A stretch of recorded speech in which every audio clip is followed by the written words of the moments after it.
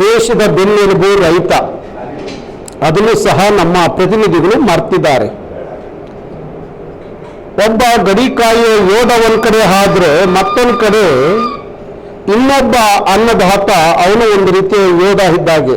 ಅದಕ್ಕೆ ರಾಷ್ಟ್ರಕವಿ ಕುವೆಂಪು ಅವನ್ನ ಯೋಗಿ ಅಂತ ಕರೀತಾರೆ. ಹಾಗಾಗಿ ಆ ಅನ್ನದಾತ ಸಂಕಷ್ಟದಲ್ಲಿ ಇದ್ದು ಸಾವು ನೋವುಗಳಿಗೆ ಶರಣಾದ್ರೆ ಈ ದೇಶದ ಕತೆ ಮುಗೀತು ಅಂತ ಅರ್ಥ.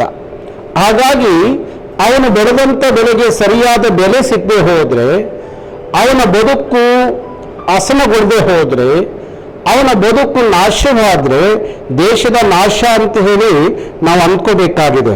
ಹಾಗಾಗಿ ಇವತ್ತು ಈ ಭಾಗದಲ್ಲಿ ಕಬ್ಬು ಬೆಳೆಗಾರರು ಏನು ಅವರು ಬೇಡಿಕೆಯನ್ನು ಇಟ್ಟಿದ್ದಾರೆ, ಆ ಬೇಡಿಕೆಗೆ ತಕ್ಷಣ ಸರ್ಕಾರ ಸ್ಪಂದಿಸಬೇಕು.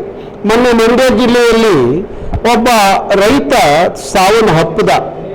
ತನ್ನ ಬೇಡಿಕೆಗಳನ್ನು ಈಡೇರಿಸಲಿಲ್ಲ ಅನ್ನೋ ಕಾರಣಕ್ಕೆ ತನ್ನ ಮೇಲೆ ಬೆಂಕಿ ಹಚ್ಚಿಕೊಂಡು ಸತ್ತಂತ ಉದಾಹರಣೆ ಈ 2 ದಿನಗಳಲ್ಲಿ ನಾವು ನೋಡ್ತಾ ಇದ್ದೀವಿ.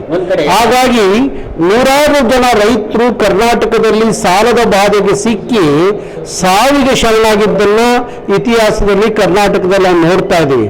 ಹಾಗಾಗಿ ಆ ರೈತ ಚೆನ್ನಾಗಿರ್ಬೇಕು ಅನ್ನೋದಾದ್ರೆ ಸರ್ಕಾರ ಅವನು ಬೆಳೆದ ಬೆಳೆಗೆ ಸರಿಯಾದ ಬೆಲೆ ನಿಗದಿಯನ್ನು ಮಾಡಬೇಕು ಅಂತ ಹೇಳಿ ನಾನು ಸರ್ಕಾರವನ್ನು ಒತ್ತಾಯಿಸ್ತೀನಿ.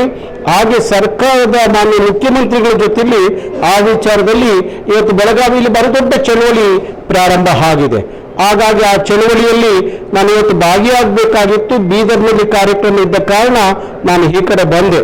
ಹಾಗಾಗಿ ಬೆಳಗಾವಿಯ ಚಳವಳಿಯಲ್ಲಿ ನಾನು ಭಾಗಿಯಾಗ್ತೀನಿ, ಅವ್ರನ್ನ ಬೆಂಬಲಿಸ್ತೀನಿ.